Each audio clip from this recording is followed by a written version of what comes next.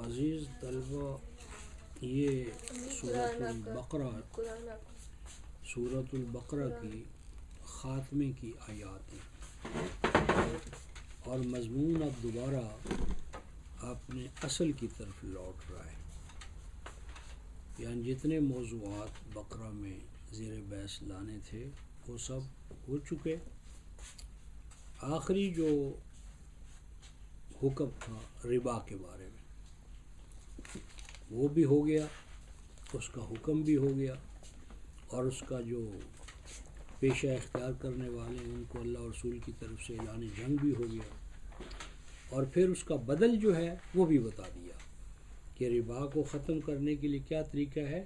امت میں قرض حسن کو عام کر دو، فریضہ قرار دے دو، قرض حسن فریضہ بعد الصلاۃ والزکوٰۃ، یہ ایک مثلث ہے، اقامت صلاۃ، ایتاء زکوٰۃ، اور بیچ میں کیا ہے؟ قرض حسن۔ ہر شخص قرض حسن پر مامور ہے حکم الہی کے تحت، اور کسی کا قرض جو ہے وہ ضائع نہیں ہو سکتا۔ اگر وہ خود ادا نہیں کرے گا دائن، یعنی جس نے قرض لیا وہ نہیں ادا کر سکتا، تو اس کے ورثاء ادا کریں گے۔ کون؟ سب سے پہلے ماں باپ، اولاد اور بھائی بہن، اور یہ بھی نہیں ادا کر سکیں گے تو ریاست ادا کرے گی، یعنی ہر قرض انجام کا ریاست کے ذمہ ہوگا، اور ریاست آپ کی پائی پائی آپ کو ادا کرے گی۔ آپ کا قرض بھی، رقم بھی آپ کو واپس ملے گی، اور عند اللہ اجر بھی ملے گا، اور انسانیت کی خدمت کا شرف بھی آپ کو ملے گا۔ تو جب اس طرح کے اجواء یا ماحول یا معاشرہ پیدا ہو جائے گا تو وہاں ربا کا کوئی امکان ہی نہیں رہے گا۔ یہ تمام احکام اپنے منطقی انجام کو پہنچ گئے۔ اب خاتمہ کلام کی آیات ہیں جو ہمارے سامنے آ رہی ہیں، اور ان میں سے پہلی آیت 284 ہے، بہت عظیم آیت، مسئولیت کے حوالے سے، امت کی جو مسئولیت ہے، اور جہاں بھی یہ ہے نا للہ ما فی السماوات و ما فی الارض، یہ ایک بہت بڑا اعلان ہے، بہت بڑا، اگرچہ ہمیں اس کی حقیقت کا احساس نہیں ہے۔ جب کسی قوم کو اقتدار مل جاتا ہے نا، اقتدار، تو اس قوم کو اللہ تعالیٰ فرماتے ہیں للہ ما فی السماوات و ما فی الارض، کہ یہ جو زمین اور آسمان کا جو اقتدار ہے، اس کے ایک دائرے میں ہم نے تمہیں اقتدار دیا ہے۔ یہ اقتدار تمہارا کلی اقتدار نہیں ہے، ابدی اقتدار نہیں ہے۔ اس خناس میں نہ مبتلا ہو جانا کہ اب ہمیشہ ہمیش کے لیے ہمیں اقتدار مل گیا، حکومت مل گئی، شہنشاہیت مل گئی، سلطنت مل گئی، اور اب ہم عبدالعباد کے لیے اس پہ حاکم رہیں گے۔ نہیں، للہ ما فی السماوات و ما فی الارض، زمین و آسمان کا مالک کون ہے؟ اللہ۔ کیا معنی؟ جب تک وہ دیکھے گا کہ تم ملکیت کے حقوق ادا کر رہے ہو، تمہارے پاس رہے گا اقتدار، اور جب وہ اپنے اندر سے استعداد اور صلاحیت ختم کر دو گے تو پھر یہی اقتدار واپس لے لیا جائے گا۔ یہ ہے مفہوم للہ ما فی السماوات و ما فی الارض، کہ زمین و آسمان کی ملکیت جو ہے، بادشاہت جو ہے، طاقت جو ہے، قبضہ جو ہے، وہ کس کا ہے؟ اللہ رب العزت کا ہے، تمہارا نہیں ہے۔ تمہیں تو عارضی طور پر کچھ دنوں کے لیے یہ چیز دی گئی ہے، اور دی بھی کیوں گئی ہے؟ ایک خاص مقصد کے پیش نظر۔ مثلا یہ دیکھیں 7:129 میں سیدنا موسیٰ علیہ السلام کی قوم کے حوالے سے قرآن یہ کہتا ہے کہ ان کی قوم شکایت کر رہی ہے، صفحہ 199، کیا کہہ رہی ہے؟ 129 قالوا اوذینا من قبل ان تأتینا ومن بعد ما جئتنا، اے موسیٰ آپ کے آنے سے پہلے بھی ابتلا، تکلیفیں، مشکلات، غلامی، محکومی،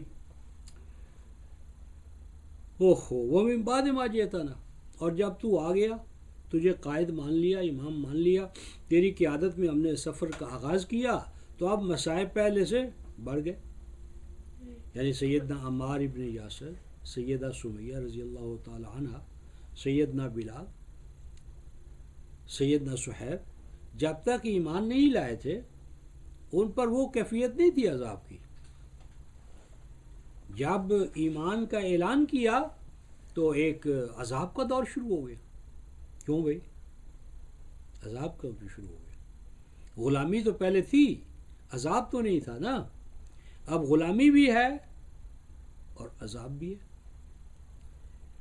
تو رسول اللہ نے جب سیدہ سمیہ رضی اللہ تعالی عنہ کا اور عمار ابن یاسر کو تکلیف میں دیکھا تو کیا کہا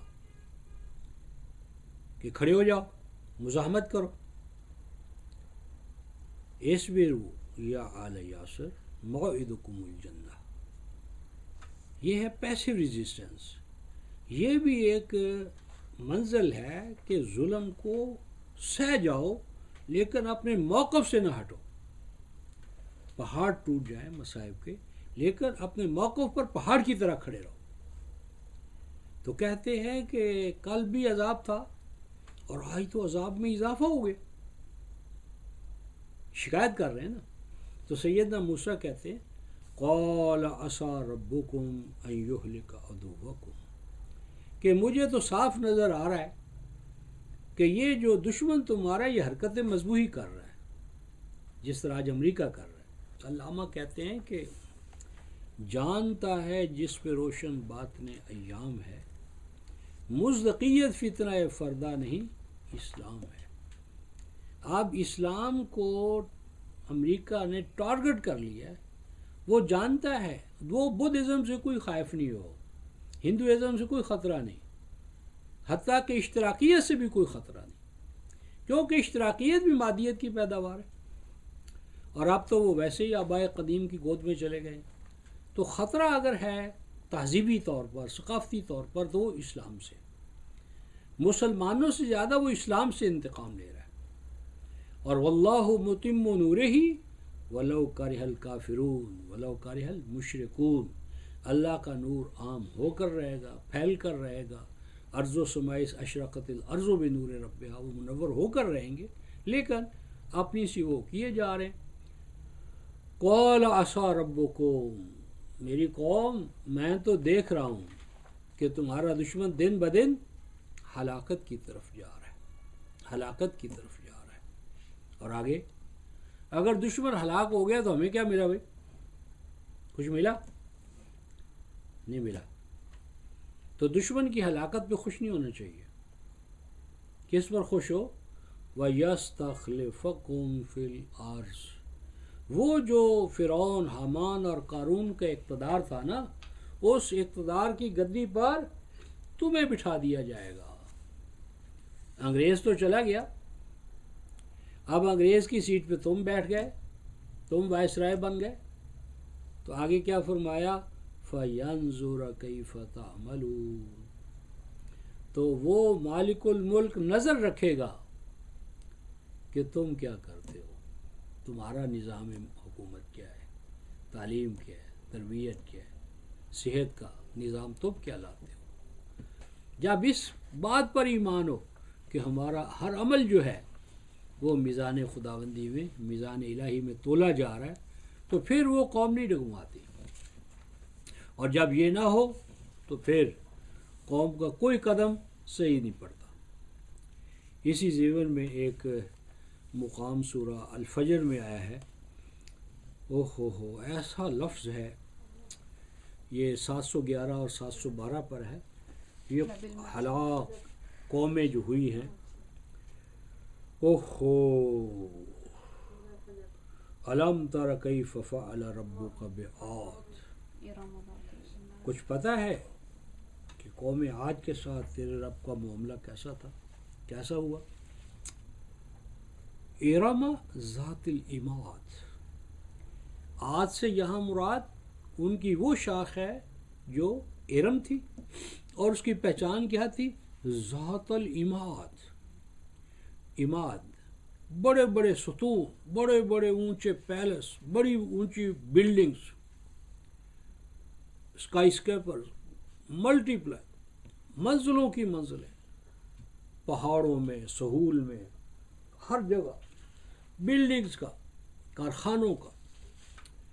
التی لم یخلق مثلها فی البلاد، یہاں فی البلاد سے مراد وہ علاقہ ہے، ان علاقوں میں قوم آج جیسی کوئی اور قوم آج تک پیدا نہیں ہوئی.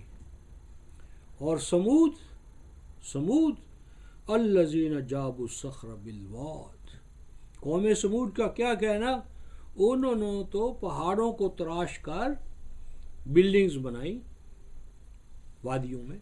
یعنی ایک ان کا سرما کا مقام ہوتا تھا، ایک گرما کا مقام ہوتا تھا.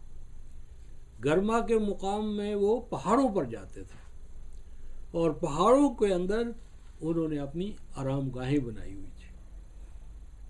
وَفِرْعَوْنَ ذِی الْأَوْتَادِ، فرعون ترجمہ کیا ہے ذی الاوتاد، جس نے میخیں گاڑی ہوئی تھی.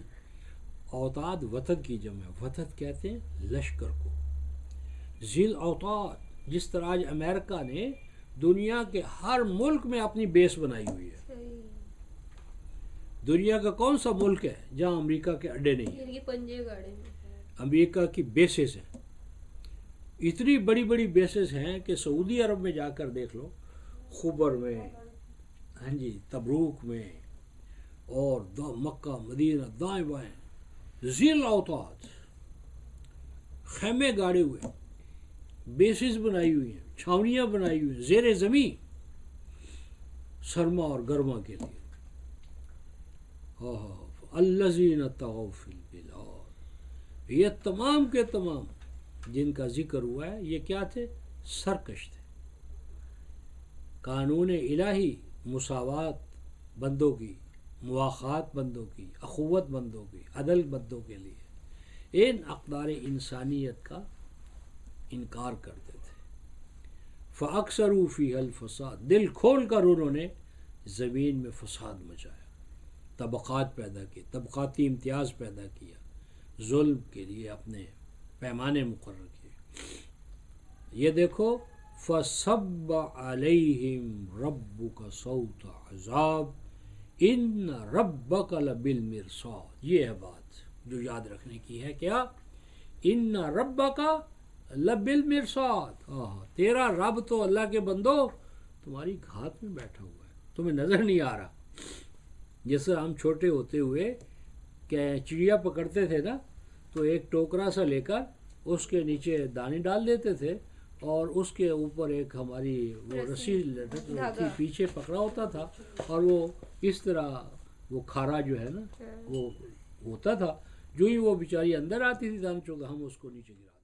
ان ربک لبالمرصاد، تیرا رب تو پیچھے چھپا ہوا ہے اور گھات لگا کر بیٹھا ہوا ہے.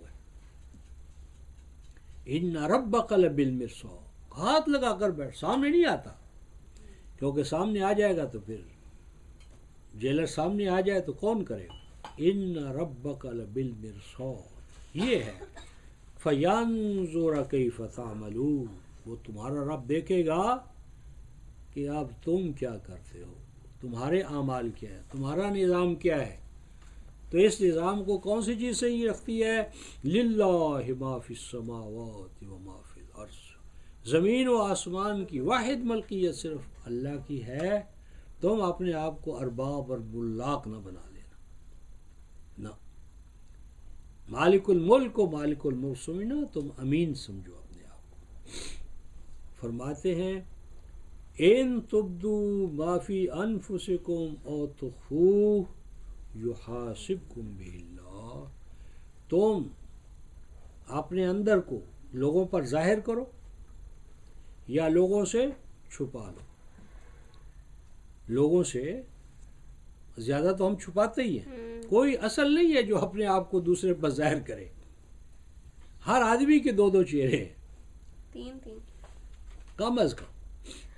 باقی تو قرآن نے دوسرے مقام پر کہا ہے کہ تم چہرے پر چہرہ سجانا، چہرے کے چہرے پر خول ڈالنا، اس کے اتنے فنکار ہو گئے ہو کہ تمہیں اپنا اصل چہرہ ہی بھول گیا.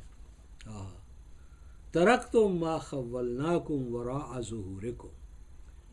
تم اتنے فنکار ہو چہروں پر چہرے سجانے کے کہ اصل تمہارا چہرہ کیا تھا. اتنے روپ بدلے کہ وہ بھول ہی گئے. ان تبدوا ما فی انفسکم، اگر ظاہر کرو وہ جو کچھ تمہارے اندر ہے. یعنی اگر جب ہم ایک مجلس میں بیٹھے ہوئے ہوں اور ہر آدمی کو پتہ چل جائے کہ یہ میرے بارے میں کیا کہہ رہا ہے، کیا سوچ رکھتا ہے، تو مجلس میں کوحرام نہیں مچ جائے گا. یعنی اگر ہر آدمی کو پتہ چل جائے کہ یہ میرے سامنے جو بیٹھا ہوا ہے مجھے کیا سمجھتا ہے، مجھے کیا سمجھ رہا ہے، تو کیا منظر ہو جائے گا. ان تبدوا ما فی انفسکم او تخفوہ، یا وہ چھپا لو، ظاہر نہ کرنے دو. تو لوگوں کو تو نہیں پتہ چلا، لیکن یاد رکھو یحاسبکم بہ اللہ، اللہ تعالیٰ کے حساب کتاب میں تو تمہارا سب کچھ آ گیا. بندوں کو تو پتہ نہیں چلا، لیکن بندوں کا مالک تو جانتا ہے. تو اس لیے فَيَغْفِرُ لِمَن يَشَاءُ وَيُعَذِّبُ مَن يَشَاءُ. دیکھو ہر گناہ جو ہے نا اس کی دو جہتیں ہیں. ایک جہت ہے بندے کی بندے کے ساتھ. مثلا کسی شخص نے دوسرے کو گالی دی کمزور سمجھ کر، اس بیچارے نے جواب نہیں دیا. اب اس دوسرے تو جواب نہیں دیا، لیکن مالک الملک تمہارا محاسبہ کرے گا. اور جو نیٹشے نے غالباً کہا تھا کہ تم نے مجھے گالی دی، میں نے جواب نہیں دیا، لیکن اس گالی سے جو تمہارا گند پن ظاہر ہوا ہے اسے کون معاف کرے گا؟ میں نے تو معاف کر دیا. تمہاری شخصیت تو ظاہر ہو گئی کہ تم کیا ہو. یحاسبکم بہ اللہ فیغفر لمن یشاء ویعذب من یشاء واللہ علی کل شیء. نہیں، اللہ تبارک و تعالیٰ کے ہاں سے پروٹیکشن ملے گی جو پروٹیکشن چاہے گا، اور وہ عذاب میں پکڑا جائے گا جو اپنے لیے عذاب کے اعمال کرے گا. اور اللہ تعالیٰ نے عذاب و مغفرت کے پیمانے مقرر کر رکھے ہیں. واللہ علی کل شیء قدیر، اللہ تعالیٰ کے ہاں پیمانے ہیں. اس کی ایک میں مثال دیا کرتا ہوں، اگر وہ سمجھ میں آ جائے تو شاید بات اتر جائے. 165 آیت دیکھو، سورہ آل عمران.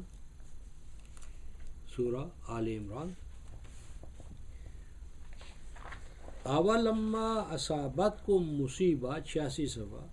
وہ وقت یاد کرو کہ جب تمہیں ایک انوانٹیڈ سچویشن سے گزرنا پڑا. مصیبہ کا معنی انوانٹیڈ سچویشن سے تم گزرے. کون سی؟ جو ہم چاہتے ہیں. یہ غزوہ احد ہے. غزوہ احد میں 70 افراد شہید ہوئے مسلمانوں کے. رسول اللہ صلی اللہ علیہ وسلم کو زخم آیا چہرہ انور پر بھی، اور اگلے دانت ٹوٹے اور غار میں گر پڑے کھڈ میں. جو کچھ بدر میں کفار کے ساتھ ہوا تھا، پہلے مرحلے میں تو مسلمان غالب آ گئے، لیکن ایک ربابہ ہے، آج بھی ہے، بحمداللہ شاید جاؤ اور دیکھو ربابہ. وہاں مطعب ابن جبیر رضی اللہ تعالیٰ عنہ کی قیادت میں آپ نے 50 رمات کو مقرر کیا تھا. حکم تھا کہ تم نے کسی قیمت پر یہ ٹیلا نہیں چھوڑنا. ہمیں دیکھو کہ ہمیں پرندے نوچ رہے، کفار جو چاہے ہمارے ساتھ کریں، لیکن تم نے یہ ٹیلا نہیں چھوڑنا. مسلمانوں نے پہلے ہی مرحلے میں ایسا زوردار حملہ کیا، بھاگ گئے کفار. اب وہ افراد دو حصوں میں تقسیم ہو گئے. ایک نے کہا جی اب یہاں بیٹھنے کا کیا فائدہ، تعاقب کرو اور کفار کا مال لوٹو. دوسروں نے کہا نہیں جی، کمانڈر ان چیف کا حکم ہے. حکم والے بیٹھے رہے، دوسرے شامل ہو گئے، تعداد کم ہو گئی. خالد بن ولید ابھی اسلام نہیں لائے تھے، وہ پیچھے سے انہوں نے آ کر ایسا اٹیک کیا کہ مسلمانوں کے حواس اڑ گئے. وہ سچویشن ساری تبدیل ہو گئی، لیکن اس تبدیلی کو بھی پھر اس سچویشن کو پھر آپ نے کنٹرول کیا. یہ ایک بہت بڑا آپ کا کارنامہ ہے. آل عمران آنے ہی والی ہے تو اس میں ہم اس کو کھولیں گے. بتایا یہ ہے قد اصبتم مثلہا، تم 2 دفعہ، ایک ابھی اور ایک اس سے پہلے بدر میں، اس طرح کی انوانٹیڈ سچویشن میں تم کفار کو مبتلا کر چکے تھے۔ قل تم نے سوال کیا، یہ تھا صحابہ اندھے مقلد نہیں تھے۔ وہ 25/53 وہ 25/74 کا حوالہ دیا ہے نا، اذا ذکروا بآیات ربہم لم یخروا علیہا صما وعمیانا، اندھوں بہروں کی طرح وہ قرآن پہ نہیں ٹوٹتے تھے، عقل اور بصیرت سے۔ 3/25 یہ 3/165۔ قل تم نے سوال کیا، یہ ہے شرعیت، یہ ہے محاسبہ قائد کا، امت، قائد اور امت کے مابین اندھی تقلید کا رشتہ نہیں ہے، نقد و انتقاد ہے، کرٹیسزم ہے، حدود میں رہتے ہوئے انالیسس کرنا ہے کہ بھئی یہ جو واقعہ ہوا کیوں ہوا، کیا کہو گے؟ من عند اللہ، اللہ کی طرف سے ہونا تو ہو گیا، یہی کہو گے نا، تقدیر پرست تو یہی کہے گا نا، اللہ کی طرف سے ہونا تھا ہو گیا، لکھا ہوا تھا تقدیر میں پورا ہو گیا۔ لیکن رب ذوالجلال فرماتے ہیں ہوا من عند انفسکم، او اللہ کے بندو یہ اللہ کی طرف سے نہیں تھا، تم تو اللہ کی طرف سے ہی کہتے ہو نا۔ اگر مریض شفا یاب ہو جائے تو کس کا کمال ہوتا ہے؟ ڈاکٹر کو۔ وکیل اگر جیت جائے کس کا کمال ہے؟ وکیل کا۔ اگر وکیل مقدمہ ہار جائے، مریض مر جائے تو کریڈٹ کس کو دیتے ہم؟ اللہ کو۔ اللہ کی مرضی تھی بھائی، مر گیا اللہ کی مرضی، ناکام ہو گئے اللہ کی مرضی، کامیاب ہوئے ڈاکٹر کا کمال، اپنی قوت بازو اور اپنی قوت بازو۔ منافق بھی ایسا نہیں کرتے تھے۔ سورہ نساء میں کہا ہے کہ جب فتوحات ہوتی تھی کہتے یہ اللہ کی طرف سے ہے، اور جب ناکامی ہوتی تھی کہتے من نفسک، اے رسول یہ تیری ایڈمنسٹریشن کا۔ اتنا شعور ان کو بھی تھا، کمالات اللہ کے کھاتے میں، ناکامیاں ایڈمنسٹریشن کی کھاتے میں۔ ہم ایڈمنسٹریشن کی ناکامیاں اللہ کے کھاتے میں اور کامیابیاں اپنے کھاتے میں۔ ہم مومن ہیں اور وہ منافق تھے۔ ہوا من عند انفسکم، یہ جو کچھ ہوا ہے تمہارے اپنے نفوس ہیں، تمہارے اپنے نفس میں کوئی بات ہے۔ نفس کے 2 معنی ہیں، ایک تو ان النفس لامارۃ بالسوء، اور دوسرا جماعت، وہ جن نے وائلیشن کی تھی کمانڈر کے حکم کی۔ اور آگے دیکھو یہ ہے جو مقام حل کرتا ہے، ان اللہ علی کل شیء قدیر، یہاں آیا ہے ان اللہ علی کل شیء قدیر۔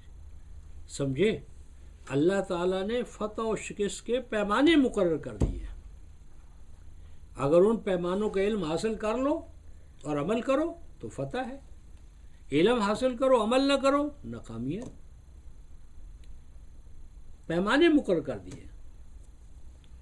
اور ایک آیت اس باب میں میں تمہیں نوٹ کروانا چاہتا ہوں، اگر وہ تمہارے ذہن میں اتر جائے، بیٹھ جائے، تو اس مسئلے میں کبھی بھی تم ڈولو گے نہیں، بالکل واضح۔ 42/30 کی ایک آیت ہے، 42-30، ایسے قانون اللہ تعالیٰ نے قانون کی زبان میں بات کی ہے۔ 42/30 سورہ شورا آیت نمبر 30، 42ویں سورہ۔ اللہ تبارک و تعالی ارشاد فرماتے ہیں وَمَا أَصَابَكُم مِّن مُّصِیبَةٍ فَبِمَا کَسَبَتْ أَیْدِیکُم۔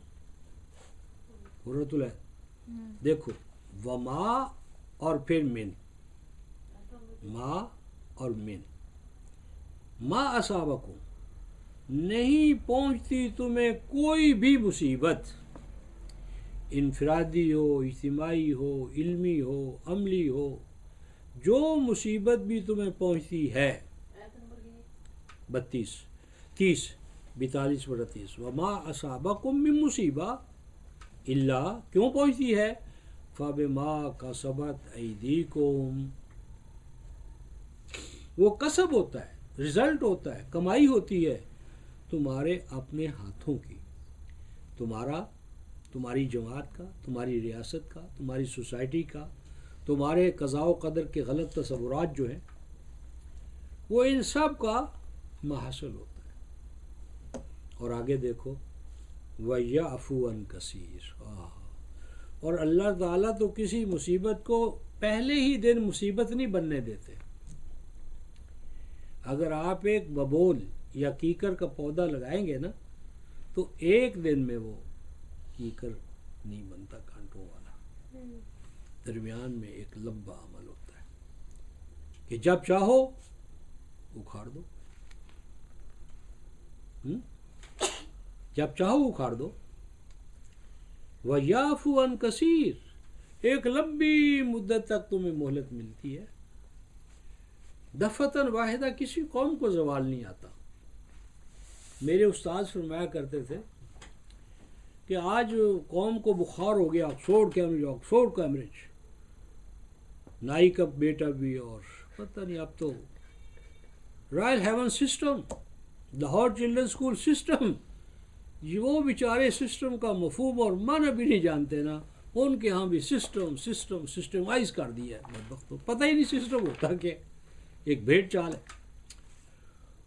فرمایا کرتے تھے بیٹا جب آکسفورڈ اور کیمبرج برطانیہ کو یہ نہ بتا سکا کہ تمہارا امپیریلزم جس پہ سورج غروب نہیں ہوتا، اس کا ڈاؤن فال ہونے والا ہے، اس ڈاؤن فال کو یوں روکا جا سکتا ہے، تو جو اسکالرشپ آکسفورڈ اور کیمبرج کی بنے بنائے ایمپائر کو سہارا نہ دے سکی، اس کو سسٹین نہ کر سکی، اس کو بچا نہ سکی، وہ تمہیں ایمپائر بنانے میں کیا مدد دے گی؟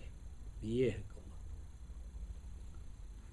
کیا وہ شعر ہے بن کھلے مرجھا گئے، حسرت ان غنچوں پہ ہے، بن کھلے مرجھا گئے، یہ امت ہماری بن کھلے مرجھا گئے، ہم تو سمجھے ہی نہیں کہ حرار کا مقام کیا تھا، اور دوبارہ بہت برے زوال میں مبتلا ہو گئے۔ وَيَعْفُو عَنْ كَثِيرٍ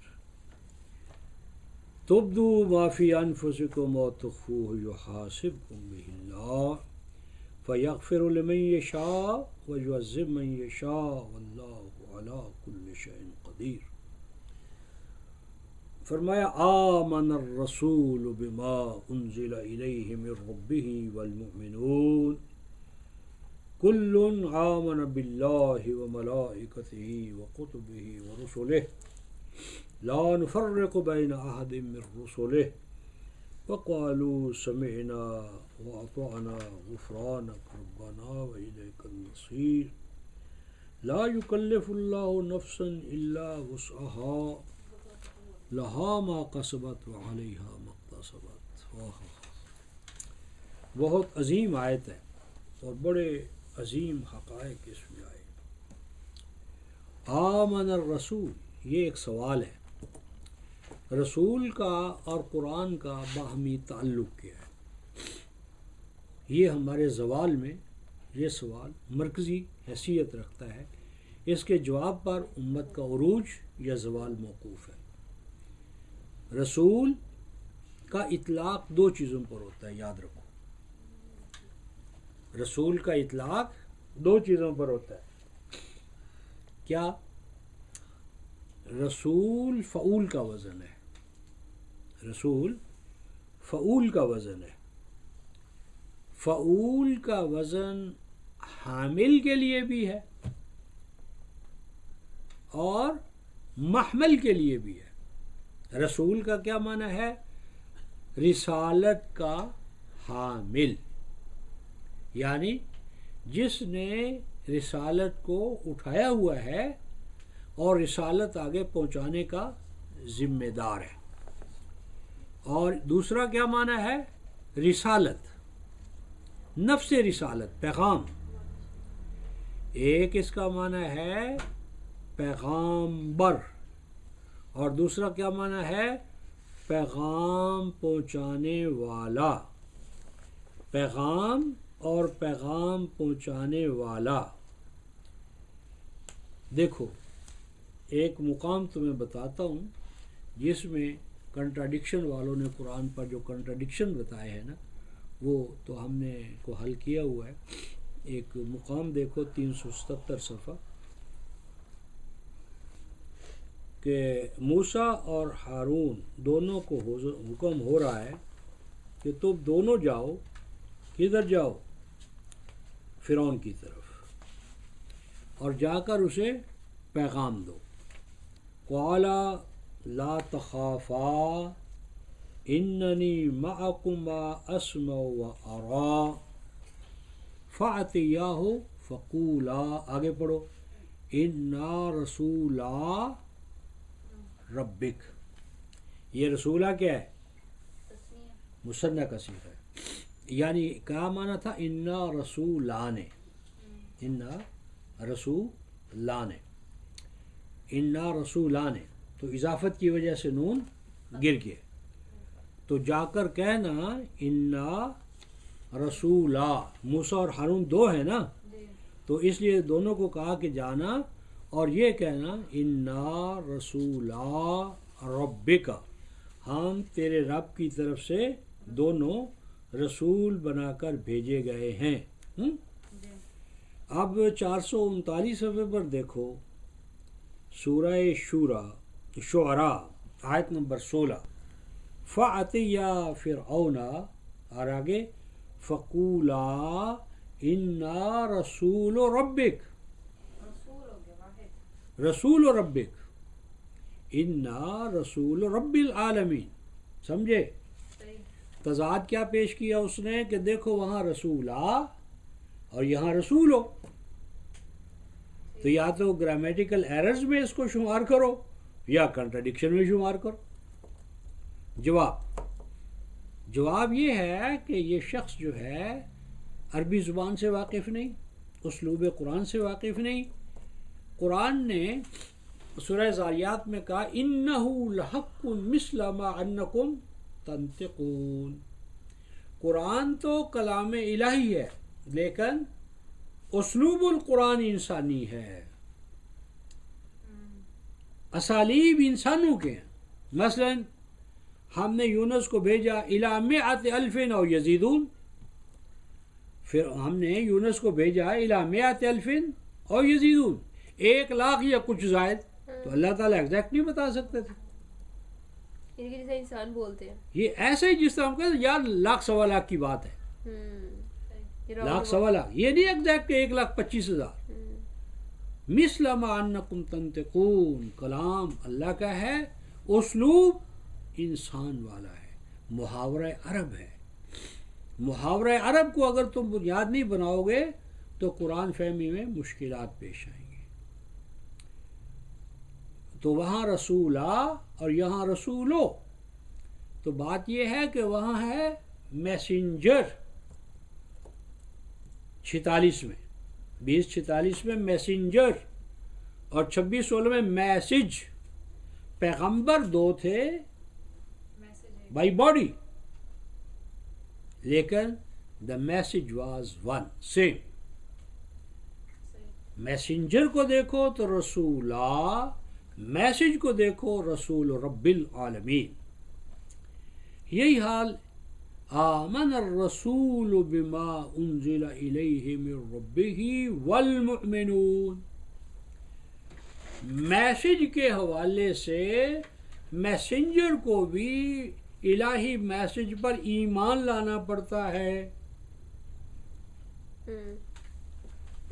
میسنجر کو جو بائی باڈی بن حیث البشر، وہ بھی اللہ کے کلام پر ایمان لانے کی وجہ سے پہلا مومن ہوتا ہے. پہلا مومن کون ہوتا ہے؟ خود نفس رسول. ہم گئے تھے روا 62 میں تو بڑا مارکا ہوا تھا. تو ہم نے کہا تھا کہ یا تو مرزا صاحب کو اللہ کا کلام نہیں آتا تھا، اور آتا تھا تو انہوں نے آپ کو بتایا نہیں ہے. بڑا کوہرام مچا تھا. تو یہ بات سمجھ جاؤ، رسول جو ہے وہ اول مومن ہوتا ہے اس بات کا کہ جو پیغام اس کے پاس آیا ہے وہ کلام اللہ ہے، حدیث نفس نہیں ہے، تخیل نہیں ہے، وہ آبجیکٹو ریئلٹی ہے۔ ریویلڈ نالج جو نبی کو مل رہا ہے وہ من اللہ ہے، من عند اللہ ہے، وہ کلام الہی ہے۔ پس رسول امت کا اول مومن ہوتا ہے۔ اول مومن ہونے کی وجہ سے رسول محکوم ہے اور کلام الہی حاکم ہے۔ رسول مطیع ہے، کلام مطاع ہے۔ رسول مومن ہے، کلام یؤمن بہ ہے۔ رسول آنے کے بعد جانے والا ہے، کلام الہی رہنے والا ہے۔ رسول چلا جائے گا، کلام الہی حجت من بعد الرسل، وہ قیامت تک باقی رہے گا۔ رسول کے بعد قرآن حجت من بعد الرسل ہے۔ قرآن کو کبھی بھی تورات اور انجیل پہ قیاس نہیں کرنا چاہیے، کیونکہ کلام ما سبق، قرآن سے پہلے کلام کی تقدیر یہ ہے کہ وہ نئی بعثت کے بغیر امت کو زوال سے نکال نہیں سکتے۔ قرآن کا مقام یہ ہے کہ نئی بعثت کے بغیر اگر یہ امت کو زوال سے نکال نہ سکے تو ختم نبوت ایک ظلم ہے، سمجھو۔ ختم نبوت ایک بہت بڑا احسان ہے، اور میں سمجھتا ہوں کہ علامہ اقبال کے علاوہ کم از کم ڈرتے ڈرتے کہتا ہوں پچھلے 300 سال میں کسی عالم حکیم کو ختم نبوت کے معانی اور مضمرات کا ادراک نہیں ہوا جتنا علامہ محمد اقبال کو ہوا ہے۔ انور شاہ کشمیری ہو، میں نام نہیں لیتا، ختم نبوت کے مضمرات کا ادراک یہ علامہ اقبال کو ہوا ہے۔ اور میں حیران ہوا کہ یہ بات ہمارے استاذ جودت سعید نے بھی حتیٰ یغیروا ما بانفسہم میں اس کا اعتراف کیا۔ مجھے نہیں پتا تھا کہ اقبال کے حوالے سے، مجھے نہیں پتا تھا، لیکن علامہ جودت سعید نے اس بات کا اعتراف کیا ہے۔ میں حیران ہو گیا کہ انہوں نے کہاں یہ پڑھا ہے وہ بات، ہاں جی، جو میں نے کسی کو نہیں بتائی تھی۔ میں حیران ہوں کہ مغبچہ جو ہے جو باہر دیا کرتا تھا وہ کیسے باخبر ہو گیا۔ در حیرتم کہ جس بات کو میں نے مے فروشوں سے، بادہ خانوں سے چھپا کر رکھا تھا، وہ دور کھڑا ہوا ایک مغبچہ جو ہے وہ کیسے اس راز کو کہتے ہیں سچ کو چھپایا نہیں جا سکتا۔ تو یہ وہ جو ہے آمن الرسول بما انزل الیہ من ربہ والمؤمنون، رسول اول مومن ہے۔ یہ ہمارا اور امت کا بنیادی نقطہ ہے، اختلاف کا بنیادی، جہاں سے ہماری لائن الگ ہوتی ہے۔ رسول کی اور قرآن کی نسبت تناسب کو امت نے ادراک ہی نہیں کیا، سمجھا ہی نہیں۔ یہ امت تو رسول کے چولے، چوغے، جوتے اور روزے کی جالیاں اور نالین انہی کا طواف کر رہی ہے۔ ان کو پتہ ہی نہیں کہ رسول کو رسول بنانے والا کون ہے۔ اللہ رسول کو اس مقام تک پہنچانے والا اللہ کا قرآن ہے۔ رسول کو ہادی و مہدی بنانے والا قرآن ہے۔ ان اہتدیت فبما یوحی الی ربی 42/52۔ ان اہتدیت، اگر میں ہدایت پہ قائم ہوا ہوں تو کیوں؟ فبما یوحی الی ربی، یہ میرے رب کی وحی کا فیضان ہے۔ وَإِن زَلَلْتُ فَإِنَّمَا أَزِلُّ عَلَى نَفْسِي، اور اگر کہیں میں ڈیریل ہوتا ہوں یا ہوں گا خدا نخواستہ تو اس لیے ہوں گا کہ میں وحی کے منشا سے ہٹا ہوا ہوں گا۔ وحی قرآن نے آپ کو ہادی و مہدی کے مقام پر فائز کیا۔ تو رسول کا مقام یہ ہے کہ وہ مومن ہے، اور قرآن کلام الہی مومن بھی ہے جس پر ایمان لانا واجب ہے۔ تو پہلے رسول ہے مومن، پھر ہیں والمؤمنون۔ تو رسول کیا ہے؟ اول المؤمنین، اول المؤمنین۔ کل یعنی من الرسول والمؤمنون آمنا باللہ وملائکتہ وکتبہ ورسلہ۔ اب وقت نہیں، ورنہ ہمیں یہ پتہ ہونا چاہیے کہ ایمان باللہ کیسے پہچانا جاتا ہے، کیسے پتہ چلے گا کہ یہ مومن ہے یا نہیں ہے۔ رسول اللہ پر ایمان کے تقاضے کیا ہیں؟ رسول پر ایمان کے تقاضے کیا ہیں؟ ملائکہ پر ایمان کے تقاضے کیا ہیں؟ کتب پر ایمان کے تقاضے کیا ہیں؟ کیسے پتہ چلے گا کہ یہ ایمان ہے یا نہیں؟ اس کا کوئی خارجی کرائٹیرین ہونا چاہیے نا۔ تو جہاں ہے ان کنتم مؤمنین، ان کنتم مؤمنین باللہ والیوم الآخر، وہ سارے مقامات نکال لو۔ ان کنتم مؤمنین تؤمنون باللہ ورسولہ، اگر تمہیں اللہ اور رسول پر ایمان ہے، آخرت پر ایمان ہے، تو یہ کام کرو۔ وہ تمام مقامات ایمان باللہ کے ٹیسٹ ہیں، ایمان باللہ کے ٹیسٹ ہیں۔ تو یہ ایمان لائے، اور ایمان لانے میں آخر چونکہ رسول تھا تو فرمایا لا نفرق بین احد من رسلہ، رسالت میں کوئی تفریق نہیں ہے، لیکن رسولوں کے درجات ہیں۔ درجات کا تعین عمل سے ہوتا ہے، عمل دائرہ کار۔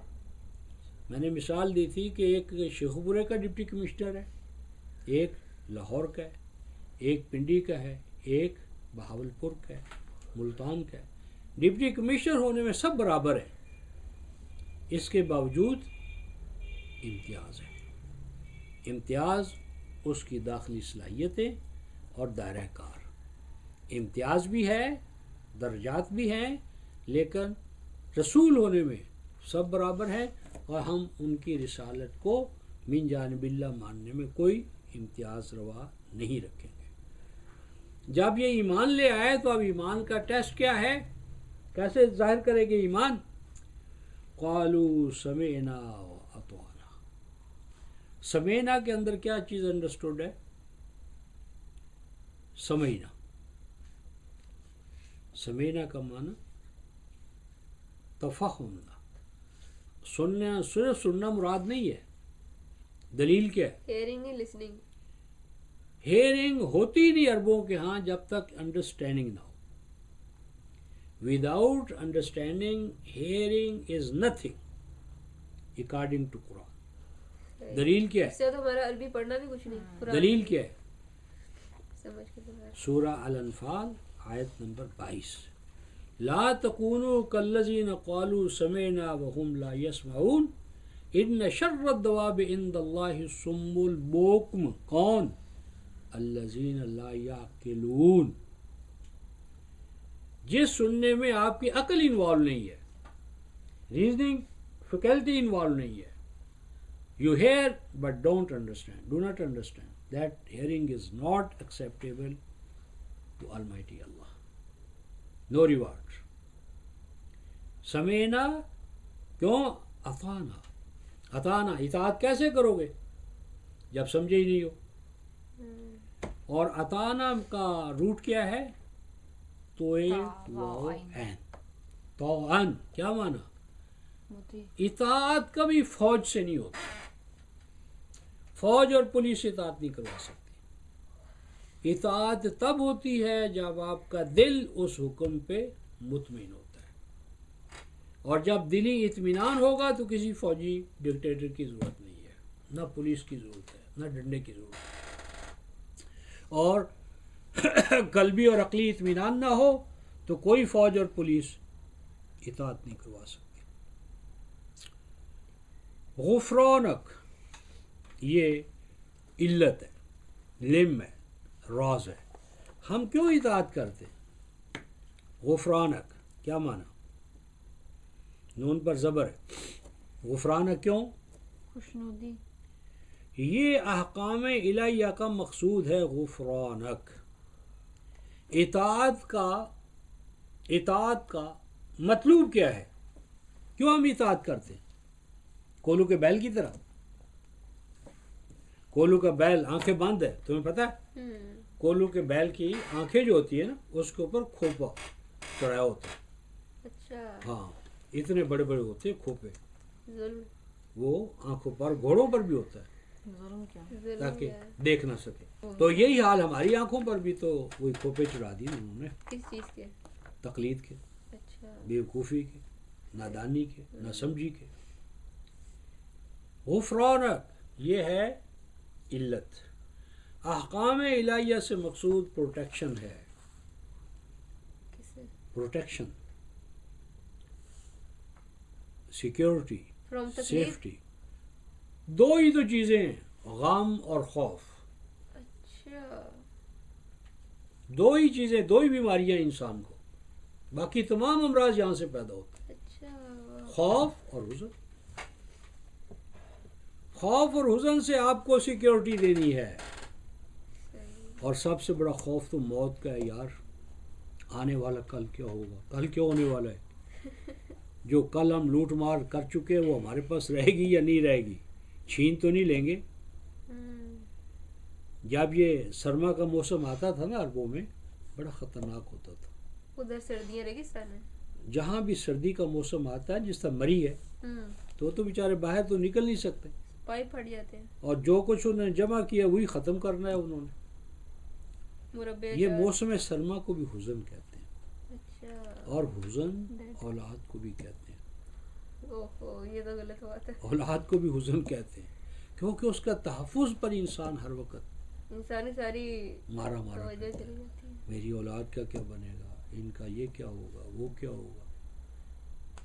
غفرانک, یہ خوف اور حزن سے پاک کریں گے ہم تمہیں, اطانا کا حکم دے کر. سمینا و اطانا. غفرانک مطلوب, غفرانک. ربنا یا ربنا, اے ہماری ربوبیت کرنے والے, نشوونما کرنے والے. مطلوب تیرا پروٹیکشن ہے, سیفٹی ہے, سیکیورٹی ہے, خوف اور حزن سے پاک ہونا ہے. وَإِلَيْكَ الْمَصِيرُ, اور ہمارا ہر قدم تیری طرف آ رہا ہے. ہم دنیا میں بیٹھے, ہر سانس ہم دنیا سے دور اور قبر سے قریب ہو رہے ہیں. جو ہی بچہ آ گیا دنیا میں, بس ہم نے کہا جوان ہو رہا ہے, کاؤنٹ ڈاؤن اسٹارٹ. حکیم نے کہا بوڑھا ہو رہا ہے. ہم کہتے ہیں عمر بڑھ رہی ہے, حکیم کہتا ہے عمر گھٹ رہی ہے. ہر بقا کے ساتھ فنا لگی ہوئی ہے, ہر وجود کے ساتھ عدم ہے. کوئی وجود نہیں جو عدم کی طرف نہ جائے. کل من علیہا فان ویبقى وجہ ربک ذو الجلال والاکرام. بقا ہے, والباقیات الصالحات خیر عند ربک ثوابا وخیر عملا. بقا اس کے لیے جو اللہ تعالیٰ کی بقا کے ساتھ شامل ہو گئے, باقی سب فنا ہی فنا ہے. ما عندکم ینفد وما عند اللہ باق. جو تم نے کھا لیا, پہن لیا, فنا ہو گیا. اور جو تم اللہ کی رضا کے لیے اپنے کسی بھائی کو, ماں باپ کو, استاذ کو, محتاج کو دیتے ہو, وہ تمہاری بقا میں آ گیا, وہ باقی رہ گیا, وہ اکاؤنٹ میں جمع ہو گیا. یہ آیت بڑی عجیب آ رہی ہے, اور عجیب اس کی سچویشن ہے. لا یکلف اللہ نفسا الا وسعها لها ما کسبت وعلیہا ما اکتسبت. بہت اونچی معرفت کا یہ مقام ہے, یہ مقام رحمت ہے, یہ مقام رحمت ہے, بشارت ہے, دلاسا ہے, امید ہے اللہ کی طرف سے بندوں کو. اور وہی انہوں نے نکال دی دعا. اللہ کے بندوں نے کہا سمینا و اطعنا غفرانک ربنا و الیک المصیر. بندے بہت اونچے چلے گئے, بہت اونچی اڑان اڑی. سمینا و اطعنا, اے اللہ تیرے حکم کو سمجھ کر ہم اس کے لیے فدا ہو گئے, فدا ہونے کے لیے تیار ہے. اللہ کی رحمت جوش میں آئی, پکارا بندوں کو، کیا کہا؟ لا یکلف اللہ نفسا الا وسعہا، ان احکام کی جو اطاعت ہے وہ اتنی ہی مطلوب ہے جتنی تمہاری وسعت و طاقت میں ہو۔ جو حکم ہے حد الوسع، تم نے اپنی امکانی صلاحیتوں کو بروئے کار لانا ہے، امکانی صلاحیتوں سے بڑھ کر تمہارا مواخذہ نہیں ہوگا، یہ رحمت ہے۔ امکانی صلاحیتوں کے مطابق تم کرو، باقی مافوق ہے چھوڑ دو، اللہ تعالیٰ مواخذہ نہیں کریں گے۔ اس کا ایک دوسرا مفہوم ہے نیا، کیا ہے؟ وسعت دے دیتا ہے اللہ سے۔ یہ احکام کی حکمت کی تشریح کی حکمت ہے، احکام الہیہ کی لم اور غایت ہے، لم اور غایت ہے، کیا؟ لا یکلف اللہ نفسا الا وسعہا، احکام الہیہ کی مراد، مقصود، منتہا کیا ہے؟ ذات انسانی کو کشاد کرنا، کشادہ کرنا۔ ذات انسانی میں بخل آ گیا ہے، ذات انسانی میں تنگ دستی آ گئی ہے، ذات انسانی میں حزن اور خوف نے اس کو سکیڑ دیا ہے۔ احکام الہیہ یہ ہے کہ انسانی ذات کی ایکسٹینشن ہو، توسیع ہو، اسے بخل سے، لالچ سے، حرص سے، خوف سے، حزن سے آزاد کر کے حدود ناآشنا بنا دیا جائے، ابدی زندگی اس کو عطا کی جائے۔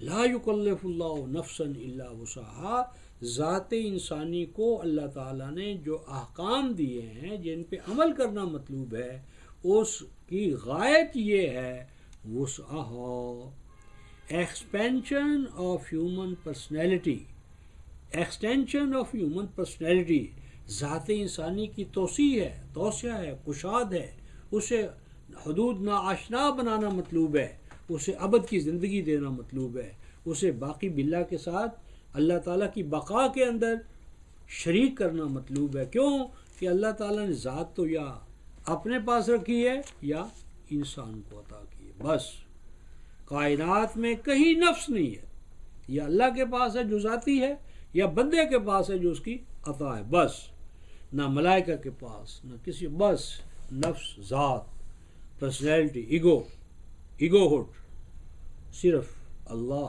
ذات اور بندہ عطا۔ اوہو لہا ما کسبت وعلیہا ما اکتسبت۔ یہاں غور کرو، پہلے 2 دفعہ یہ آیت آئی ہے، 2:134 میں اور 2:141 میں، وہاں علیہا ما اکتسبت نہیں آیا۔ دیکھو تلک امۃ 141، تلک امۃ قد خلت لہا ما کسبت ولکم ما کسبتم، علیہا نہیں آیا۔ 2:134 دیکھو، 2:134، تلک امۃ قد خلت لہا ما کسبت ولکم ما کسبتم ولا تسألون عما کانوا یعملون۔ کیوں؟ اصلاً ما قبل انبیاء مذکور ہے، سیدنا یعقوب، ابراہیم، اسماعیل، یہ انبیاء تھے۔ انبیاء کی نبوت کا مقام کا خیال کرتے ہوئے علیہا ما اکتسبت نہیں رکھا۔ یہاں پر امت مطلوب ہے، اور امت چونکہ ہمیشہ تو اس مقام پر نہیں رہنے کی، جس طرح ہم نے آغاز ہی میں کہا ہے کہ انہوں نے کہا اُذینا من قبل ان جئت ومن بعد ما جئتنا، تو کیا فرمایا؟ عسیٰ ربکم ان یہلک عدوکم ویجعلکم، تمہیں بنا دے گا یستخلفکم فی الارض فینظر کیف تعملون۔ اس لیے فرمایا کہ ایمان والو، ذات انسانی جو عمل بھی کرے گا وہ اپنے بناؤ کے لیے بھی کرے گا اور اپنے بگاڑ کے لیے بھی، بناؤ بگاڑ کے تم خود ذمہ دار ہو۔ اب وہ جو ذات انسانی ایمان والی جو اپنے اعمال کی جواب دہ ہے، اس کا بناؤ اور بگاڑ اس کے ذمے ہے، وہ کہہ رہی ہے ربنا لا تؤاخذنا ان نسینا او اخطانا، اے پروردگار عالم ہم مواخذے کی زد میں نہ آ جائیں ان چیزوں میں جو بھول چوک سے ہو جائیں، یا بھول چوک تو نہیں ہے، نشانہ خطا ہو گیا، جانا کہیں تھا چلا کہیں گیا، اور اے ہمارے رب لا تحمل علینا اسرا کما حملتہ علی الذین من قبلک۔ میرا خیال ہے کہ اس میں مواخذہ جو نسیان اور خطا سے ہے، ہمارا خطا بھی محاسبہ نہ ہو، نسیان کا بھی محاسبہ نہ ہو، ہم پر اسر نہ ہو جیسا کہ ماقبل قوموں پر ہوا ہے، ہم پر کوئی ایسا بوجھ نہ ڈال جو ہماری طاقت سے زیادہ ہو۔ تو کیا اللہ تعالیٰ طاقت سے زیادہ بوجھ ڈالنے والے تھے؟ بندے کہہ رہے ہیں نہ ڈالنا، تو اللہ ڈالنے والے تھے؟ یہ مسئلہ ہے، اس میں 4 مسئلے ہیں، تو وہ پھر مستقل بذات ایک نشست کا مطالبہ کرتے ہیں۔ تو کل انشاءاللہ العزیز ہم ان آخری آیات کو موضوع بحث بنائیں گے اور ان معاملات کو کھولیں گے، کیونکہ مقصود جو ہے وہ ان معاملات کو کھولنا ہے تاکہ انشراح صدر کے ساتھ ہم آگے بڑھ سکیں۔ تو آخر دعوانا ان الحمدللہ رب العالمین۔